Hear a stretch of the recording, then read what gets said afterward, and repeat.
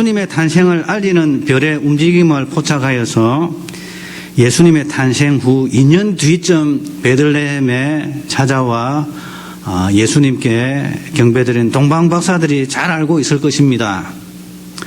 그래서 정확한 예수님의 탄생일에 관해서는 여러 가지 이야기들이 있지만 기원전 4세기경에 태어났다라고 하는 사람도 있고 또 기원전 6세기경에 태어났다고 하는 사람도 있고 하는데 예수님의 생일을 기원전 6세기 양력으로는 5월 14일 그리고 유대력으로는 유대 음력으로 2월 28일 그쯤에 태어났던 것으로 오늘날 와서 이 과학자들이 예수님의 태어나신 날짜에 대해서 정확하게 추정을 하기 시작했습니다.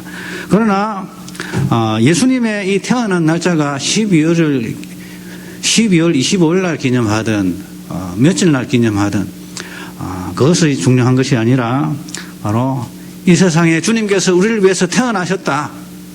그리고 우리가 그 주님의 탄생을 기념한다. 이 사실이 정말 우리에게 중요한 것입니다. 예수님의 탄생은 이미 예고된 것이었습니다. 여호와 하나님께서 범죄한 아담과 하와를 앞에 두고 범죄케 하게 한 이 뱀에게 하나님께서 말씀하셨습니다. 내가 너로 여자와 원수가 되게 하고 그리고 너의 후손도 여자의 후손과 원수가 되게 할 것인데 여자의 후손은 너의 머리를 상하게 할 것이고 너는 그의 발꿈치를 상하게 할 것이다 라고 이야기했습니다. 그것은 바로 예수 그리스도의 십자가에서의 그 고통으로 말미암아서 이 사단 마귀의 권세를 부서뜨리는 뱀의 머리를 밟아버리는 그러한 것이고 또한 이 뱀은 예수님을 십자가에 못 박히게 하는 그 고통을 가하는데 가담한 것으로 이해할 수 있습니다. 아브라함에게 또 약속하셨습니다. 내 씨로 말미암아 천하 만민이 복을 받으리라 라고 말씀하셨습니다. 그리고 야곱이 그의 아들 중에 유다에게 예언했습니다. 규가 유다를 떠나지 아니하며 통치자의 지팡이가 그의 발 사이에서 떠나지 아니하기를 실로가 오시기까지. 실로는 메시아입니다. 메시아. 고통당하실 그 메시아 실로가 오시기까지 이르리니 그에게 모든 백성이 복종하리로다.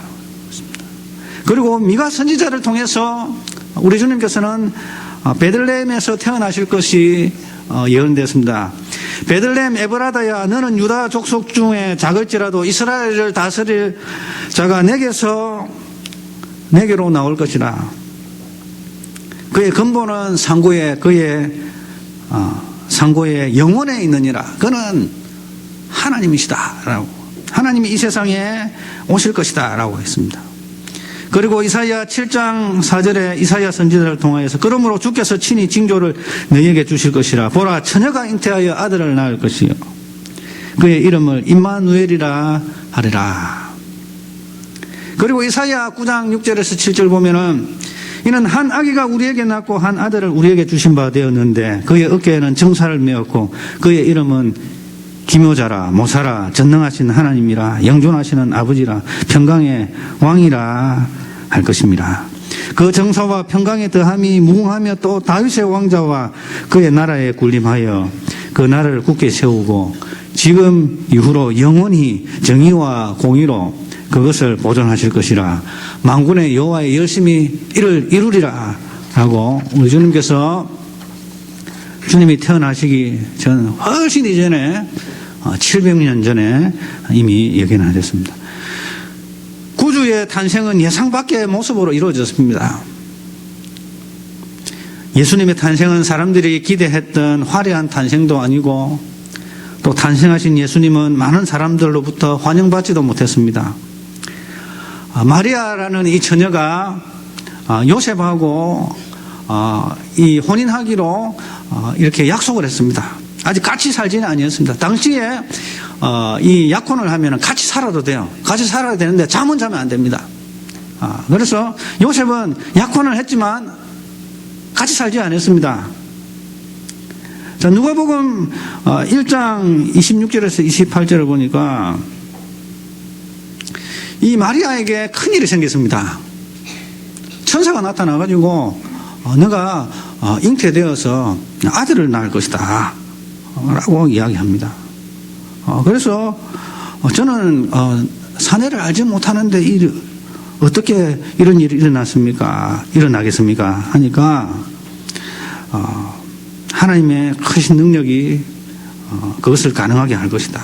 그리고 너의 친척 엘리사벳도 늙어서 아이를 낳지 못하는데 벌써 아기를 임신해가지고 지금 6개월째다 6개월째 접어들었다 막 이렇게 이야기하는 것입니다. 천사가 이르되 마리아여 무서워하지 말라. 내가 하나님의 은혜를 입었느니라. 보라 내가 잉타하여 아들을 낳으리니 그 이름을 예수라 하라. 그가 큰 자가 되고 지극히 높은 이의 아들이라 일컬어질 것이요 주께서 주 하나님께서 그 조상 다윗의 왕위를 그에게 주사 영원히 야곱의 집 왕으로 다스릴 것이다 라고 이야기합니다. 주의 계집종이오니 주의 뜻대로 이루어지이다 라고 이제 순종을 합니다. 그래서 이제 배가 불러오기 시작합니다, 여러분. 그런데 요셉에게 더 이상 감출 수가 없습니다. 약혼을 했는데 막 배가 불러가지고 임신이 돼가지고 배가 불러오는 것입니다. 그래서 그의 약혼자 요셉에게 사실을 알립니다. 여러분 알렸겠죠, 그죠? 배가 이제 불러오니까. 마리아도 다윗의 후손이고 마리아의 남편 요셉도 다윗의 후손입니다. 후손인데 하여튼 두 사람 다 다윗의 후손입니다. 다윗의 후손인데 이렇게 이제 배가 이제 불러오니까 이게 요셉한테 뭔가를 이야기를 해야 됩니다. 이야기했겠죠. 성령으로 잉태돼 가지고 하나님의 능력이 임해서 이런 거다 하면 누가 믿겠어요, 여러분? 여러분 믿겠습니까? 여러분 이 약혼자가 배가 불러오는데 성령으로 잉태되었다, 하나님의 능력이 임했다 하면 여러분 믿겠습니까? 안 믿겠습니까? 여러분 이 마리아가 이상하게 됐다라고 이제 생각하겠죠. 자, 그런데 이 이야기를 요셉이 만약에 공개적으로 이게 드러내게 되면은 마리아는 돌에 맞아서 죽을 운명입니다. 그리고 요셉이 돌을 들어서 자신의 자신과 약혼한 이 여인 그리고 임신한 여인을 돌로 쳐서 죽일 수 있는 그러한 권한이 있었습니다. 그리고 사람들에게 알려지게 될 때는 이것은 정말 공개적으로 사형을 당할 수도 있는 그러한 큰 죄를 지었던 것입니다. 자, 그래서 요셉은 고민을 했습니다. 만약에 요셉이 이 사실을 사람들에게 알리게 되면은 마리아는 죽게 될 것이고, 자, 그래서 요셉은 고민했습니다. 요셉은 의로운 사람이었습니다. 의로운 사람이었습니다. 조용히 마리아와 관계를 끊기로 했습니다. 그리고 이 사실을 다 덮어두고 아무에게도 이야기하지 아니하고 덮어두고 네가 갈 길 네가 가고 나갈 길 나가자. 행복하게 잘 살아라. 막 이렇게 하고 조용히 끊고자 약속을 했습니다. 내가 이 사실을 사람들한테 알리지는 않겠다. 그런데 너는 다른 사람의 아이를 배웠으니까 나는 그 아이를 책임질 수 없고 너는 너 인생 갈 길을 가라. 조용히 헤어지자. 여러분 얼마나 어려운 사람입니까, 요셉이. 보통 사람 같으면 이 여자가 바람이 나서 아이를 배가지고 배가 나오는데 어떻게 하면 좋겠습니까, 여러분? 한번 물어봅시다. 막 이러고 당장 이러고 나와요, 보통 사람들 같으면. 그런데 요셉은 어려운 사람이에요. 드러내지 않고 문제를 해결하고 서로 좋은 방향으로 나아갈 수 있는 그 방향을 요셉은 찾았던 것입니다. 자, 그런데 밤에 요셉이 꿈을 꾸게 되어지는데 주의 사자가 나타나가지고 요셉이 고민했던 이 부분을 말끔히 해결해 버립니다. 그러니까 가만히 끊고자 하여 이 일을 생각하는데 고민하는데 밤에 잠을 자는데 주의 사자가 나타나가지고 다윗의 자손 요셉아. 여러분 이게 꿈속에서 이 주의 사자가 구체적으로 이야기하지 않습니까? 꿈에 주의 사자가 나타나고 다윗의 자손 요셉아. 다윗의 자손 맞잖아요. 다윗의 자손. 이 요셉은 다윗이 바세바를 통해서 우리아의 아내 바세바를 통해서 낳은 솔로몬의 후손입니다. 그리고 마리아는 다윗이 바세바를 통해서 낳은 그 솔로몬의 형제 나단의 후손입니다. 그렇게 해가지고 쭉쭉쭉 내려오면은 다윗의 이 요셉의 아버지는 야곱입니다. 야곱이 요셉을 낳았더라. 그리고 누가복음에 보면은 이 요셉의 아버지는 헬리입니다. 헬리는 누군가 하면은 이 마리아의 장인 어르신입니다. 장인 어르신이 이 대리를 사이에 삼은 것이죠. 아들 삼은 것입니다. 그래서 어쨌든 간에 다윗의 이렇게 만나는 것입니다. 다윗의 후손으로서 만나는 것입니다. 다윗의 자손 요셉아, 내 아내 마리아 데려오기를 무서워하지 말라. 그에게 잉태된 자는 성령으로 된 것이라. 아들을 낳으리니 이름을 예수라 하라 라고 했습니다. 그래서 잠에서 깨어가지고 마리아를 자기 집으로 데리고 왔습니다. 그래서 아기 낳을 때까지 숨겼습니다. 자, 그런데 이 고민이 생기는 것입니다. 왜 고민이 생기냐? 결혼하기 전에도 배가 불러왔고, 결혼을 한다고 해도 1년도 안 돼서 몇 개월 만에 아이를 낳게 될 것인데, 일이 발생하게 되면 말을 옮기기를 좋아하는 고약한 사람들에 의해서 구설수에 오르기에 참 좋은 거리가 아니겠습니까?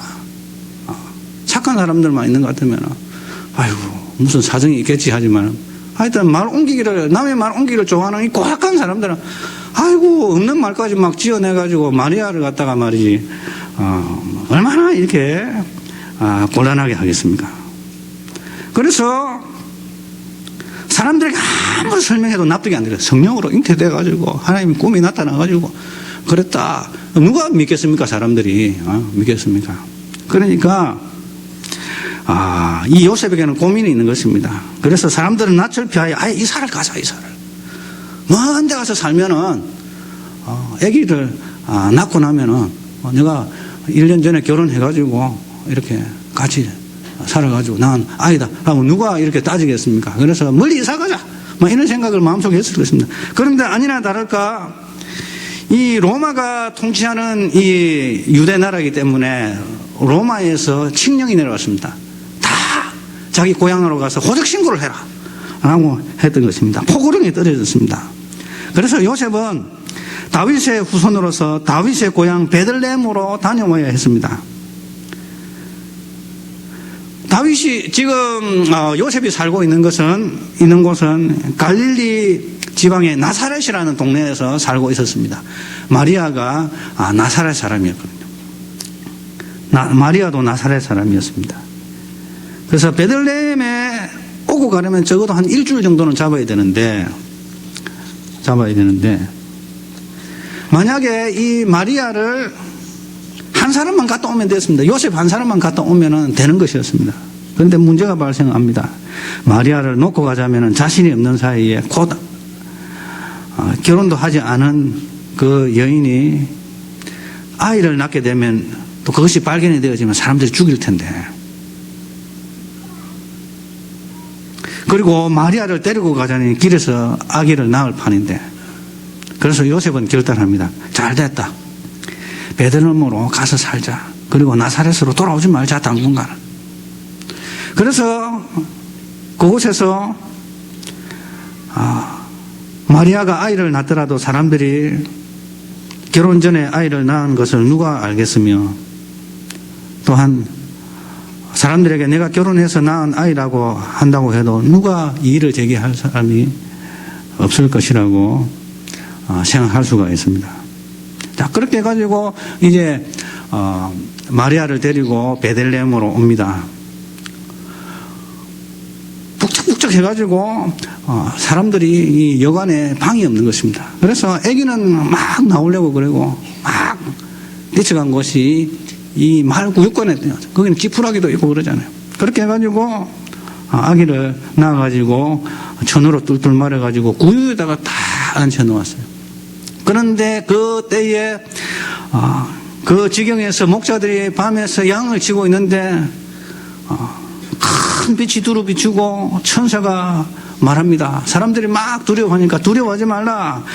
보라, 내가 온 백성에게 미칠 큰 기쁨의 좋은 소식을 너희에게 전하노라. 오늘 다윗의 동네에 너희를 위하여 구주가 나셨으니 곧 그리스도 주시니라. 너희가 강보에 쌓여 구유에 누인 아기를 볼 것인데 이것이 너희에게 표적이 되리라. 하면서 수많은 천군이 그 천사들과 함께 하나님을 찬송하면서 하는 말이 지극히 높은 곳에서는 하나님께 영광이요 땅에서는 기뻐하심을 입은 사람들 중에 평화로다. 역사 이래로 이렇게 많은 수많은 천사들과 천군들이 사람에게 나타나는 적이 없습니다. 이와 같이 우리 주님께서는 수많은 천군과 천사들과 함께 재림하실 때에 동원하여 오실 것입니다. 그래서 요셉은 조마조마했을 것입니다. 이게 딸이면은 이때까지 한 게 다 뻥이 되지 않느냐. 여러분, 아들을 낳을 것인데 이름을 예수라 하라. 이래 해가지고 만약 딸을 낳아버리면은 여러분 그 순간에 그러면 이거는 천사의 말한 것도 엉터리고 내가 지금까지 해온 것도 엉터리고 이 여자도 나한테 거짓말하게 됩니다. 그런데 아들을 낳았잖아요. 아들을 낳고 또 이 목자들에게 나타날 때에 너희가 가서 강보에 쌓여 구유에 누워 있는 아기를 볼 것이다. 그러니까 가서 보니까 정말 이 강보로 뚫뚫 말아가지고 아기를 이 구유에다 넣어 놨거든요. 그러니까 이것이 바로 메시아의 표징이라는 것입니다. 그래서 목자들이 그 아기의 그 모습을 보고 그리고 이제 요셉도 이제 확신을 했을 것입니다. 아들을 낳았다. 그런데 꿈속에서 나타났다. 그런데 천사들이 목자들에게 나타나가지고 강보에 쌓여서 구유에 누인 아기를 볼 것인데 이것이 바로 메시아인 표징이다라고 들었고 그것을 요셉과 마리아에게 막 이야기하니까 사람들이 막 놀라지 않습니까? 그래서 예수님의 이 탄생은 요셉도 마리아도 그리고 사람들도 이분이 정말 구주심이 확실한 것을 이제 확인하는 그 순간입니다. 그래서 마국간에서 이제 일반 집으로 옮겨질 것으로 우리가 추정해야 됩니다.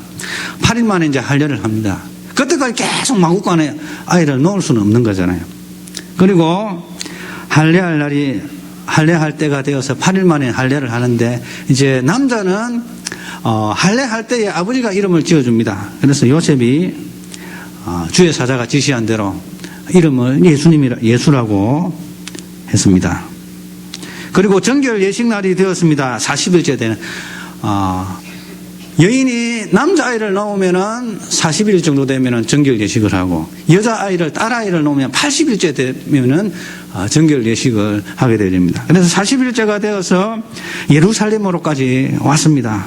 그래서 정결 예식을 드리고 산비둘기와 집비둘기 2마리를 번제물로 드렸던 것입니다. 자, 그리고 다시금 어디로 돌아왔습니까? 베들레헴으로 돌아왔습니다. 그리고 2년쯤 어느 시점에 동방의 박사들이 베들레헴에 있는 아이 예수님을 찾아와서 경배하게 되어지고 또 헤롯을 피해서 피신하게 되어지고 또 헤롯은 아이를 추적하기 시작합니다. 헤롯이 죽은 후에는 이제 다시 베들레헴으로 돌아가야 되는데 그곳에는 여전히 이 아이를 추적하고 있는 이 헤롯의 아들이 통치하고 있었기 때문에 무서워서 유다 지방을 통과하지 못하고 둘러서 갈릴리에 있는 나사렛으로 가게 되어지는 것입니다. 자, 주님께서는 이렇게 이 땅에 오셨을 때에 환영받지 못했습니다. 화려한 탄생이 아니었습니다. 그러나 주님의 그 예언을 태어나신다고 예언된 그 예언이 완전히 성취가 되어진 것입니다. 주님께서는 우리 죄를 짊어지시고 십자가에 지셨고 또 3일 만에 부활하셨고 또한 하늘에 오르셨고 다시 이 땅에 오실 것입니다. 환영받지 못했던 아기의 모습으로 오셨던 우리 주님께서는 이제 영광의 구름을 타시고 심판자의 모습으로 이제 오실 것입니다. 볼지어다 그가 구름을 타고 오시리라. 각 사람이 눈이 그를 보겠고 그를 찌른 자들도 볼 것이요 땅에 있는 모든 족속이 그로 말미암아 애곡하리니 그러하리라 라고 말씀하셨습니다. 자, 우리 모두도 예수님에 관해서 어떠한 자세를 가져야 되겠습니까? 이 양을 치는 이 목자들이 예수님의 예수님의 탄생의 기쁜 소식을 들었을 때 기뻐하고 예수님께 경배했듯이 우리도 그런 목자의 심정을 가지시기를 축복합니다. 그리고 동방의 박사들과 같은 그러한 심정을 가지시기를 축복합니다. 주님 앞에 무릎 꿇고 황금과 유황과 모략을 주님께 드림으로써 그분을 왕으로 인정하시고 또한 그분은 우리를 위해서 십자가에 죽으실 희생하실 그런 장차 희생제물로 돌아가실 우리의 구원자이심을 인정하고 그리고 장차 다시 오실 주님으로 인정하면서 우리가 주님의 성탄에 참여하고 그 성탄의 이 수혜자들이 바로 우리 각자가 되어야 되는 것입니다. 우리가 주님을 이러한 마음으로 모시고 태어나신 구주 예수 그리스도를 이러한 마음으로 모시고 살아간다면 우리에게 반드시 주님 오시는 그날에 우리가 영광스러운 주님의 모습을 반가이 맞이하게 될 것입니다. 그런 은혜가 있으시길 주님의 이름으로 축원합니다.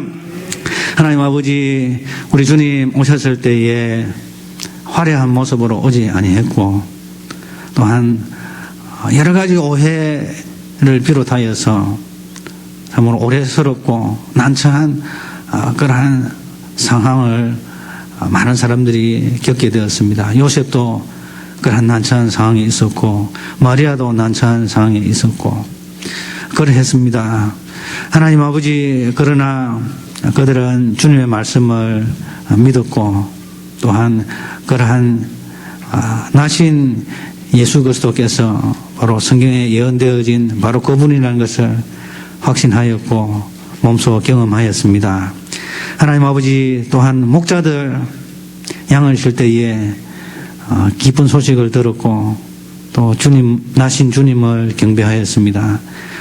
동방의 박사들도 별을 연구하다가 주의 나심을 발견하며 주님을 찾아와 경배하였습니다. 하나님 아버지, 우리 각자도 주님을 우리의 왕으로 모시고 경배케 하여 주시옵소서.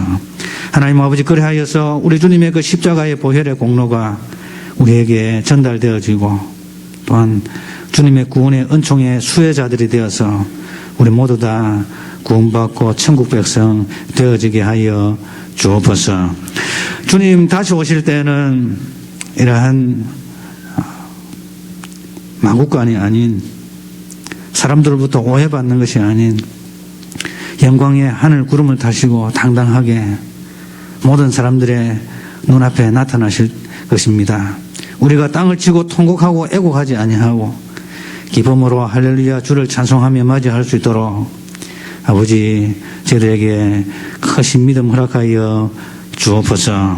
하나님 아버지, 또한 이 구원의 기쁜 소식이 천하만국에 증거되어지게 하여 주시고 또 우리 이웃들에게 증거되어지게 하여 주옵소서. 주 예수 그리스도의 이름으로 감사하며 기도드립니다. 아멘. 광고 말씀드리겠습니다. 예배를 마치신 후에 한 사람도 빠짐없이 이 식당에 준비되어진 식사를 떡국을 이렇게 드시고 돌아가시기를 바랍니다. 오늘 저녁 예배는 이렇게 없습니다. 그리고 돌아가실 때에 지난주에 이 화장품 세트를 이게 받지 못하신 우리 분들이 계시면 하나씩 받아가시면 되겠습니다. 우리 다 같이 일어서서 123장 찬송 부르신 후에 축도로 예배를 마치겠습니다.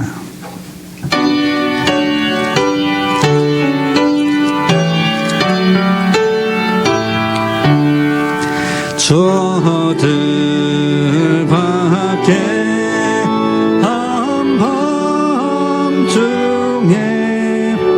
양틈에 자던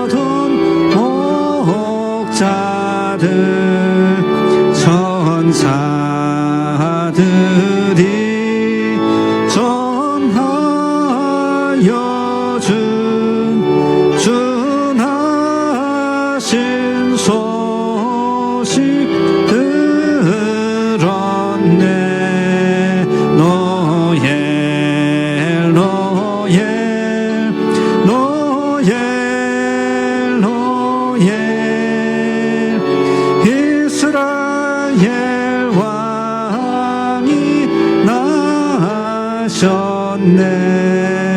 저 동방